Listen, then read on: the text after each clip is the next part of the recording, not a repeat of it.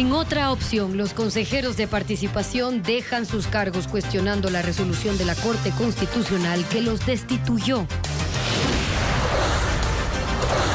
En el Consejo de la Judicatura se prepara la transición. Fausto Murillo entregará la presidencia a Álvaro Román por orden de la Corte Constitucional.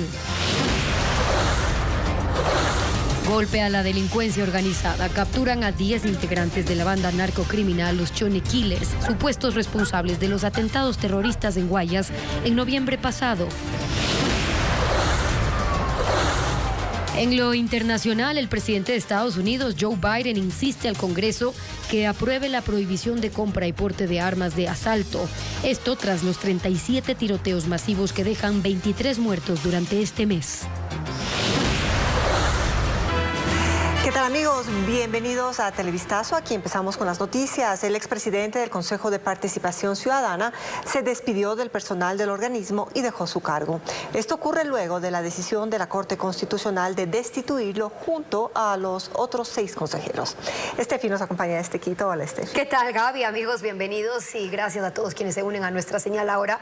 Esta resolución fue no cumplir la disposición de nombrar al nuevo presidente del Consejo de la Judicatura. También hubo posturas de quienes están buscando la reelección a pesar de haber sido cesados. Hernán Ulloa se despidió de sus compañeros y el personal del Consejo de Participación Ciudadana antes de dejar el organismo, como lo dispuso la Corte Constitucional. Fue destituido junto a los otros 6 consejeros y dice que lo acata. En un acto de coherencia y de principios, así no se compartan los argumentos de la Corte Constitucional, es un deber acatar. El Consejo no cumplió el plazo que les dio la Corte Constitucional para designar un nuevo presidente del Consejo de la Judicatura y por eso la decisión. Los 4 miembros de mayoría no se pusieron de acuerdo y no alcanzaron los votos para la designación, mientras los otros 3 no acudieron a las sesiones. Yo voté por una moción para designar a uno de los postulantes de la terna. No es que el presidente no votó. No se puede acusar de un incumplimiento porque yo simplemente no cambié de criterio para ajustarme al criterio de otras personas. Pero Ulloa dice que si la Corte quiere hacer un precedente, debe tomar en cuenta también los incumplimientos de la Asamblea. Ese organismo ha sido el que ha desestabilizado el Consejo de Participación Ciudadana y a otras instituciones de la administración pública. Y también hay que darles una lección. Del lado de la minoría, Sofía Almeida, mediante su cuenta de Twitter, señaló: pero que mi sacrificio y el de mi puesto sirvan al menos para darle justicia independiente al país. Y hay un nuevo presidente de la Judicatura, aunque sea temporal. Anticipo que acudiré por mis derechos a instancias internacionales. Mientras David Rosero, que además está en campaña por la reelección, también se pronunció. A pesar de que la ley dice que al ser destituido no puede cumplir función pública por 2 años, él dice que sí puede. Teniendo en cuenta que ya existe jurisprudencia en otros casos donde han existido este tipo de decisiones y se ha permitido participar e incluso que la ciudadanía puede elegir a los dignatarios de elección popular. En la misma situación están otros 4 consejeros que buscan la reelección también. ¿Y qué pasa con el Consejo ahora? Si la Asamblea lo decide, deberá posesionar a los suplentes, que por varias ocasiones evitó hacerlo, suspendiendo las sesiones. Y así poder sumar los 7 que deberían reconformar el Consejo de Participación Ciudadana. Mientras, en el Consejo de la Judicatura se espera la llegada de su nuevo presidente, Álvaro Román, tras la decisión de la Corte Constitucional que anoche zanjó la pugna por el control del organismo y destituyó a todos los consejeros de participación. Jacqueline Rodas con los detalles. Por unanimidad, los 9 magistrados de la Corte Constitucional pusieron punto final a la pugna protagonizada en los últimos meses por varias instituciones del Estado. Decidieron destituir a los 7 consejeros de participación ciudadana por el incumplimiento deliberado y sistemático de la sentencia constitucional que en septiembre pasado les ordenó nombrar al presidente del Consejo de la Judicatura. Además, termina el encargo de Fausto Murillo, que duró cerca de 1 año. La Corte dispuso Álvaro Román Márquez asumirá la presidencia temporal del Consejo de la Judicatura en su calidad de suplente y se mantendrá en esas funciones hasta que se nombre al presidente titular de la cuarta terna enviada por la Corte Nacional de Justicia. Desde temprano hubo expectativa en el Consejo de la Judicatura por la llegada del nuevo presidente, pero aún no se concreta el cambio. El saliente Fausto Murillo, en compañía del vocal Juan José Morillo, dio declaraciones. He dispuesto yo que se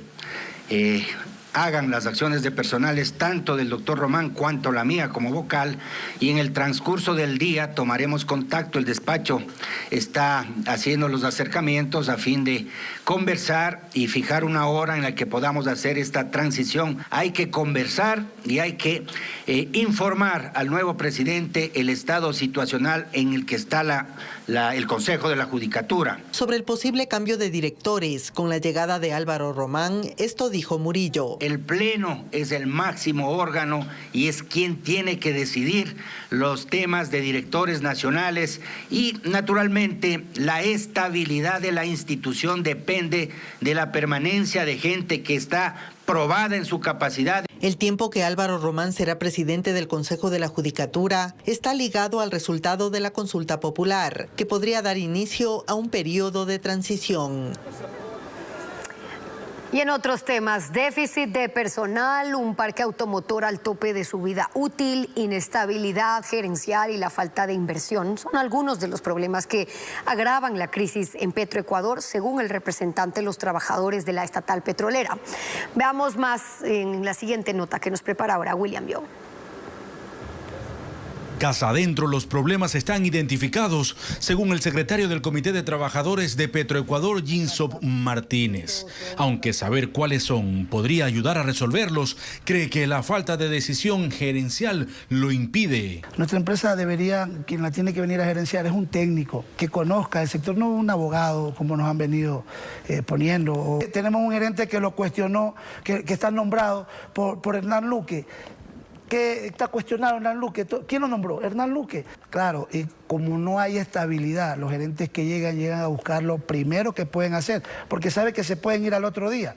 Aseguró que la promesa del régimen de llegar a 1.000 millones de barriles diarios es una meta inalcanzable en estas condiciones, pero hay más líos. ¿Sabes cuánto necesita solamente el Oriente, la Gerencia de Exploración y Producción? 1.400 vehículos. No valen, ya no sirven, ya su vida útil ya pasó. Tenemos más del 35-40% de falta de personal, por eso la empresa paga tanto en horas extras. Y aseguró que en 20 meses se han perdido más de 1.000 millones de dólares por la poca producción de crudo. Actualmente Petroecuador produce 375.000 barriles diarios. Para el analista petrolero Luis Calero, sí hay una explicación. Yo creo que la empresa tiene problemas permanentes desde hace algunos años, diría desde hace muchos años. Y eso tiene que ver con una falta de visión estratégica de los gobiernos de turno respecto de esa empresa. Y como el diagnóstico ya se sabe, dijo que lo urgente es priorizar las acciones a tomar. La totalidad de los servicios que requiere Petroecuador para hacer lo suyo en la producción petrolera lo tienen a cargo empresas privadas. Es decir, el sector privado está inmerso, pero de manera abrumadora en la gestión petrolera en el Ecuador. Los trabajadores entregarán una carta al presidente de la República para que puedan recibirlos y explicarle lo que ocurre en la principal empresa estatal, pero esta vez sin intermediarios. Por su parte, el ministro del Interior, Juan Zapata, desde Guayaquil, aseguró que están elaborando el informe para ser presentado hoy al presidente de la República, Guillermo Lasso, sobre los políticos vinculados al narcotráfico. Escuchemos parte de sus declaraciones. El día de hoy nosotros tenemos un COSEPE. Antes del COSEPE voy a presentar el informe primero a quien corresponde, que es el señor presidente, y el día de mañana estaremos nosotros en la Fiscalía, conjuntamente con el señor Comandante General, poniendo a consideración de la señora fiscal la investigación que hemos desarrollado en los ejes de inteligencia, de investigación, pero a nosotros no nos corresponde, vuelvo a insistir, hacer públicos nombres. Nosotros, quien le corresponde investigar es la Fiscalía, y a nosotros sí nos corresponde es poner a órdenes de la Fiscalía toda la información absolutamente documentada que tenemos. Que Lo único que aterra a la delincuencia es el uso legítimo de la fuerza pública. Es lo que señaló el expresidente Álvaro Uribe durante una conferencia telemática que brindó en la Universidad de Espíritu Santo en San Borondón. Según Uribe, la extradición es una herramienta válida que disuade. Además, se refirió a la protesta social que sostiene debe ser necesariamente diferenciada de la violencia. El expresidente de Colombia, Álvaro Uribe, participó de un conversatorio sobre inseguridad y relató la experiencia vivida durante sus 2 periodos de gobierno. Y contaba que existe una relación directa entre el desarrollo de la economía y la reducción de las dinámicas criminales. Violencia, poca inversión, más pobreza. Eso lo explicaba la violencia, que desencadenaba temor a la inversión y sin inversión privada, más pobreza. Y que es necesario un acto de contrición, el reconocimiento de los alcances de las organizaciones criminales y de las limitaciones que tienen los estados. Uno empieza a ver que esos procesos criminales sustentados en la droga empiezan a superar al Estado. Hoy hay regiones colombianas, y lo hablé mucho con el presidente Duque, donde ya no impera el Estado de Derecho, sino que el poder real lo tienen los estados alternativos criminales del narcotráfico. Habló sobre extradición Álvaro Uribe, que es una herramienta que ayuda, pero que hay otros instrumentos que son más efectivos. Lo único que aterra al delincuente y lo disuade es el uso de la fuerza pública. Muchas veces la extradición es un disuasor y otras veces hay que hacerla, porque esos poderes criminales del narcotráfico tienen tanta capacidad de daño que los sistemas domésticos de penitenciarías son incapaces de controlarlos. Se los confieso humildemente. El exmandatario también indicó que hay que diferenciar la protesta social de la violencia y que esta última se debe cortar de raíz. Hay que permitir la protesta, pero hay que disuadir la violencia. Me decía, es que esa violencia emergió tan duro, tan fuerte, y en Colombia financiada por el narcotráfico y la guerrilla, que era imposible pararla. Los gobiernos desde un principio tienen que dar señales. Si un gobierno desde un principio da señales claras que no va a permitir violencia, no dejan acumular preparaciones y masas críticas que lleven a un estallido social violento. Y si un gobierno desde un principio da señales que está mejorando la economía privada y mejorando las políticas sociales, se evita que haya una masa crítica de acumulación que genere por insatisfacción un estallido social. Decía Uribe además que una política de defensa con valores democráticos es la mejor manera de precautelar los intereses de la ciudadanía.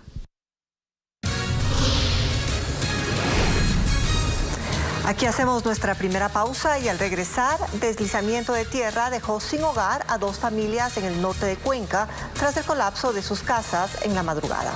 Tendremos un informe. Y también 36 personas murieron en el 2022 en accidentes en la avenida Simón Bolívar en Quito. Expertos han identificado 5 puntos peligrosos en esa vía donde se producen los siniestros. Ya le contamos. Más noticias para ustedes a esta hora. Les contamos que en Cuenca varias familias se han quedado sin hogar esta madrugada cuando sus viviendas colapsaron. Los afectados culpan de hecho a una fuga en una tubería municipal, pero el Cabildo por su parte asegura que las casas estaban construidas en una zona de riesgo. Esta fue la crónica de un colapso anunciado. Desde hace 6 meses, quienes vivían aquí, en la zona de Lazareto, al norte de Cuenca, empezaron a notar que las paredes se cuarteaban, que salían grietas en el piso y otras señales más. Tenía un mal olor, así un olor mojado. Y aquí vivía mi sobrina con los hijos se enfermaron todito, les salía sarpullitos. Y por eso, en el momento del colapso, no había ya nadie viviendo ahí. Nosotros ya viendo que estaba así, salimos hace 6 meses. Pero aunque ya no vivían ahí, sí tenían todos sus enseres dentro porque pensaban que la situación no era tan grave, que en algún momento podrían volver. Estas casas estaban construidas junto a una quebrada, pero los propietarios dicen que eso no fue lo que causó el colapso. Porque mis abuelitos han tenido muchos años esta casa, muchos años. Que lo causó fue una tubería de agua.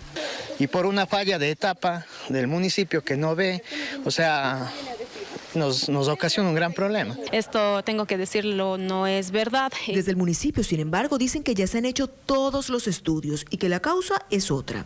Las viviendas están ubicadas en una zona de alto riesgo para fenómenos de remoción en masa, entonces también vemos que las condiciones pues son desfavorables para la ubicación. El tema de la quebrada es preocupante, no solo por lo que pasó, sino por lo que podría pasar. Porque la quebrada está en la parte de abajo y lo que está haciendo los escombros es tapar. Y si es que algún momento llueve, eso va a afectar. Y no va a afectar solo este terreno, va a afectar el terreno de más allá, que ese terreno es de mi mamá.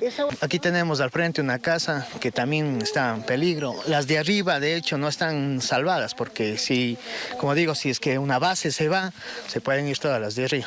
No solo las viviendas resultaron afectadas, también un poste de energía eléctrica y hasta la vía, que ahora está cerrada al tránsito.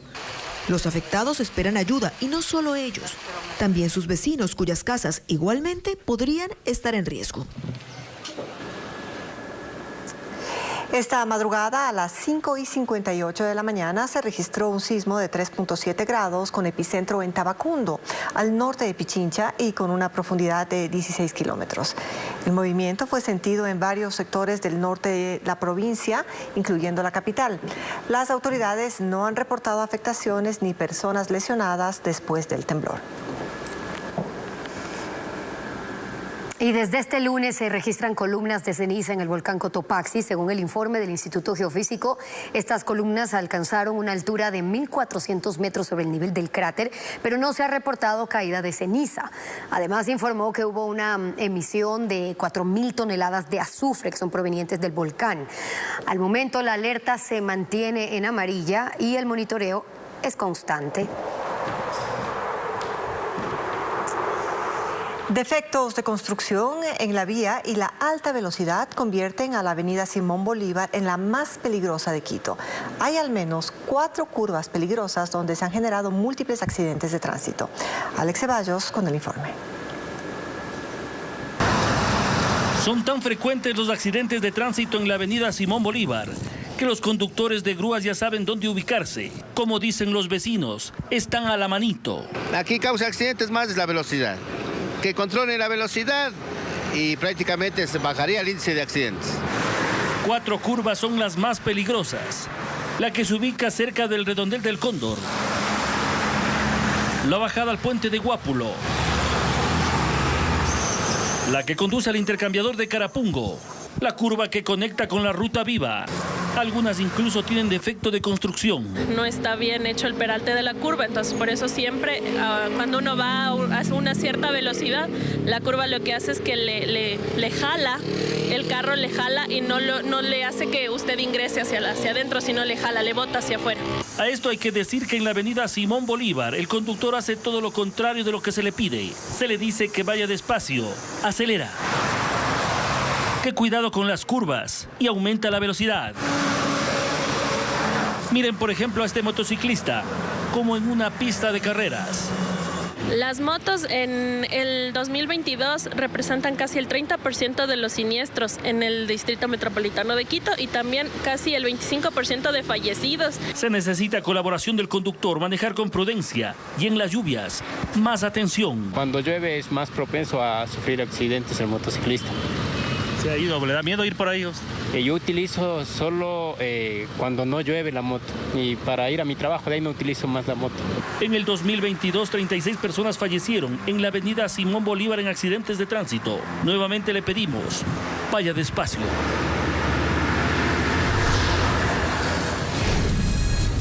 Pausa y más adelante en Televistazo.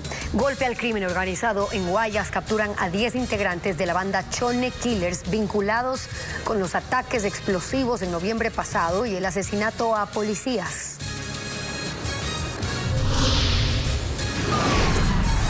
Además, hay alarma en Estados Unidos por 37 tiroteos masivos que dejan 23 fallecidos en lo que va de este mes. El presidente Joe Biden pide al Congreso prohibir la compra de armas de asalto.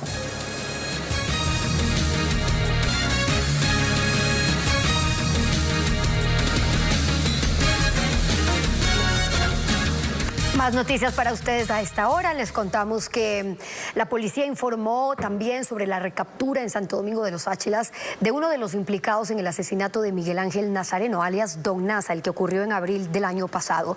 Y se trata de Jonathan Poveda, alias Coliflor, el presunto cabecilla de Los Lobos en Quito, que fue detenido en mayo del 2022 y tras una audiencia de revisión de medidas, un juez le dictó la presentación periódica y el uso de grillete electrónico en lugar de la prisión preventiva.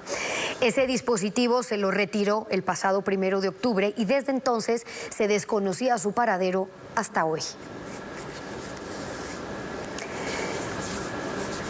Y vean ahora cómo con disparos delincuentes amenazan a los dueños de negocios para que paguen estas denominadas vacunas extorsivas.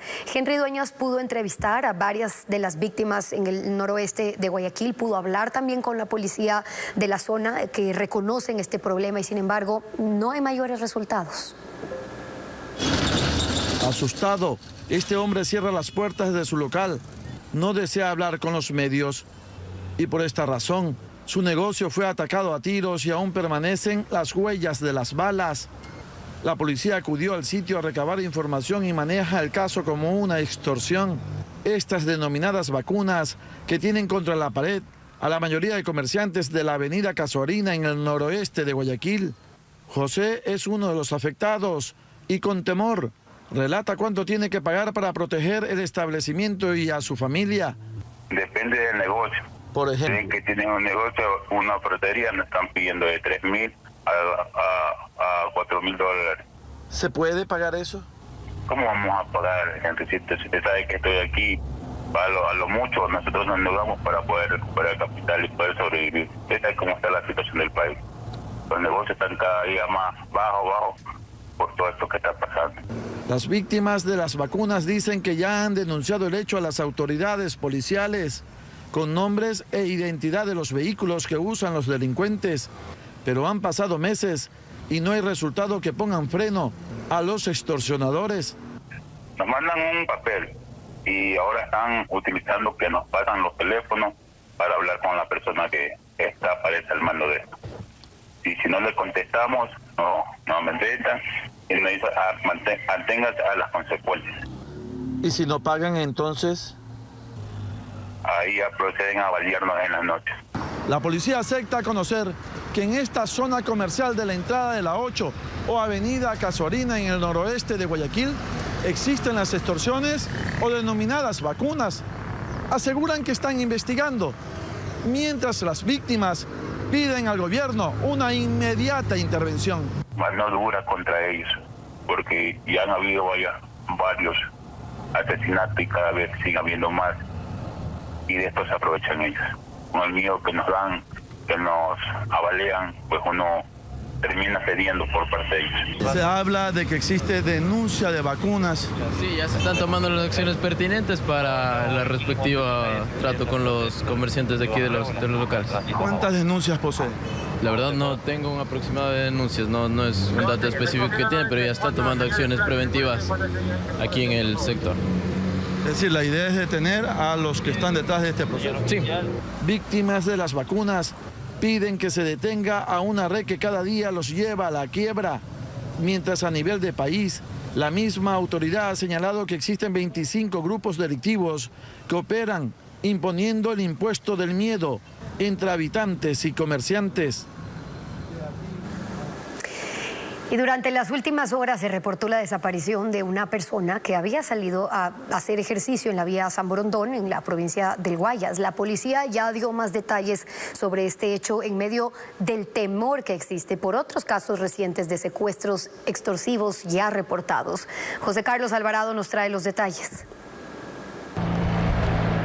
El hecho habría ocurrido cerca de las 7:40 de la mañana de este lunes en la vía San Borondón en la provincia del Guayas. Un hombre de 42 años salió desde su urbanización privada ubicada en esa zona para realizar ejercicios. La denuncia de la familia indica que el señor iba a la casa de otro pariente a más de 3 kilómetros. Sin embargo, las cámaras de seguridad del conjunto residencial le pierden el rastro a esta persona, que vestía una camiseta gris, pantaloneta y zapatos negros. Fausto Salinas, comandante general de la policía, dio más detalles sobre este caso que al momento es manejado como desaparición. Que el día de ayer en horas de la mañana salió a hacer una actividad ciclística y que no ha retornado. Estamos todavía ubicándolo, tenemos los equipos trabajando y al momento se encuentra en calidad de desaparecido en San Borondón. La familia prefirió no dar ningún tipo de declaraciones, pero tanto en este cantón como en Guayaquil y Durán existe temor por recientes reportes de secuestros extorsivos, como el frustrado intento de rapto suscitado en el sector de La Alborada en el norte del puerto principal y en donde se aprehendió a un menor. Por eso el ministro del Interior, Juan Zapata, habló sobre la modalidad de estas organizaciones delictivas y pide reformas para que los menores sean juzgados de una forma distinta. Que aquellos menores de edad que están inmersos en temas de sicariato, crimen organizado, no pueden tener el mismo tratamiento que un menor de edad que absolutamente no tiene ninguna vinculación con el delito. Y también aquellos que captan a menores de edad sabiendo que ellos son en muchos de los casos hasta imputables. Las autoridades reiteran que el caso de San Borondón aún es manejado como una desaparición, por lo que están recabando más detalles para dar con el paradero de la persona. Y durante una ceremonia, el general Edwin Noguera fue presentado como el nuevo comandante policial de la zona 8, la zona que comprende Guayaquil, Durán y San Borondón. Noguera sustituye al general Víctor Hugo Zárate, quien cumplía esas funciones y ahora pasa a otro rol en la misma institución. A este evento acudió también el ministro del Interior, Juan Zapata. Durante su discurso, Noguera señaló que presentará un plan operativo para reducir los índices de violencia en los cantones de Guayas antes mencionado y reclamó por los sicarios capturados que han salido en libertad. Más noticias para ustedes a esta hora. Les contamos que con un vehículo delincuentes rompieron la puerta de una farmacia en el Quinche y se llevaron todo lo que pudieron. Además, explotaron un cajero automático, un hecho que quedó registrado en las cámaras de seguridad. Andrea Marín nos tiene las imágenes ahora. Como una escena de película, el vehículo se ubica en reversa y golpea con fuerza la puerta de metal de una farmacia ubicada en la parroquia del Quinche. Los hombres que participaban del hecho ingresaron llevando elementos en sus manos. Uno se queda en el interior, mientras los otros esperan afuera. Y se ve que con un tanque provocan una explosión dentro del establecimiento. Creo que utilizan algunos equipos para que puedan abrir el cajero automático que está ahí. Y también veo que han destrozado algunas estanterías, algunas vitrinas de las medicinas. Ocurrido el estallido, empiezan a sacar las cosas y a guardarlas en el vehículo apresurados. En el establecimiento todo quedó revuelto, estanterías, mostradores y el cajero automático destrozado. Participaron cerca de 6 hombres. Una vez cumplido el objetivo, huyeron. Los vecinos están atemorizados por los hechos delictivos que se presentan a diario. Nadie quiere dar la cara, todos tienen miedo de hablar. Piden auxilio, ya no pueden con la delincuencia. Y habitantes de varios sectores de Guayaquil piden el arreglo de las luminarias en las vías principales, pues además del peligro, atraen a la delincuencia. Hicimos un recorrido por esos puntos y les preparamos un informe. Caminar, hacer ejercicios o simplemente esperar un bus en la oscuridad se está tornando normal para los habitantes de algunos sectores de Guayaquil debido a la falta de luminarias. Una de estas zonas es la subida al Cerro del Carmen, un sitio turístico del centro del puerto principal. En las noches solo está alumbrado por los reflectores de la estación de la Aerovía. Un panorama similar ocurre en la avenida Barcelona. Aquí, quienes hacen deporte se han acostumbrado a pasar un largo tramo a oscuras, solo con la luz de los semáforos o de los vehículos que transitan. Es terrible, aquí en las noches está todo oscuro, botado, no hay policías ni nada. ¿Cuánto tiempo tiene esto así ya? Desde que tengo uso de razón siempre ha sido así. Y quienes caminan por la avenida Rodríguez Bonín ya ni se acuerdan cuándo fue la última vez que vieron las luminarias encendidas en esta vía. Está muy oscuro, está peligroso aquí, no hacen nada. ¿Qué tiempo tiene así desde aquí? Siempre. Mientras que en la vía perimetral, un paso peatonal está a oscuras y quienes lo usan sostienen que deben arriesgarse por necesidad, pues no hay resguardo policial. ¿Peligroso? Sí, muy peligroso. Con precaución aquí saliendo. Ya tiene tiempo por aquí esto. Que pongan alumbrado para más seguridad. Y ni policía hay aquí tampoco. Ya tiene meses, que yo sepa, Todo el 2022 estaba así mismo. Tampoco se ha visto ningún patrullero y sí pedimos el alumbrado en este sector que está muy peligroso. La autopista Narcisa de Jesús y la avenida Paseo del Parque, a la altura del Parque Samanes, también están en las mismas condiciones. Llevan meses a oscuras y en todas estas zonas. La pregunta ciudadana es la misma: ¿cuánto tiempo más deben esperar para que vuelva la iluminación? Seguimos con más información. Con un mega operativo, la policía cerró las investigaciones que permitieron detener a todos los presuntos autores intelectuales y materiales de los atentados terroristas en gasolineras y unidades policiales, así como de los asesinatos contra uniformados en Guayas el pasado noviembre. La última intervención fue en Durán, donde capturaron a 10 personas, decomisaron explosivos, fusiles y droga. Diego Cuenca nos cuenta más. Los criminales no tuvieron escapatoria.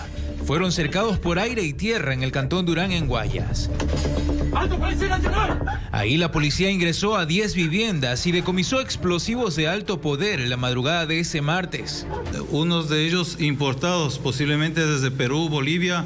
Legalmente se están investigando posibles importaciones desde España, lo cual hace creer que existen empresas que importan explosivos de manera legal y son transferidos a los grupos de delincuencia organizada. Esos artefactos son los mismos que utilizaron para al menos 13 atentados terroristas que ocurrieron en gasolineras, unidades policiales, en noviembre pasado en Guayas. 10 son los implicados. 8 de ellos ya estaban en la cárcel de Guayaquil, desde donde ordenaron los actos criminales. Las personas que operan desde la cárcel tendrán que someterse nuevamente a la justicia y pagar por la pena que han cometido al asesinar a policías y a ciudadanos. En los allanamientos también encontraron droga, una decena de chalecos antibalas con logos de la policía, además de otras prendas de esa institución. Los uniformados decomisaron más de 2.000 municiones y con ellas fusiles que son utilizados por adolescentes. Incluso 10 menores de edad están implicados, pero no pudieron capturarlos. Que lamentablemente no los podemos detener por la legislación que tenemos a este momento, que nos exige solamente el aislamiento de menores de edad cuando se los encuentra en delito flagrante o cuando ya tenemos formulación de cargos. El operativo se denominó Caso Sarango Isa, los apellidos de los policías asesinados en noviembre pasado. Hay otros 6 sujetos prófugos que ahora pasan a la lista de los más buscados. Todos pertenecen a la banda delictiva Chonequiles, que también tendrían vínculos con la agrupación de traficantes de armas y explosivos, encabezada por alias Caluqui, que fue desarticulada la semana pasada en Imbabura. Los mismos que dotaban de armamento a guerrilleros en la frontera con Colombia.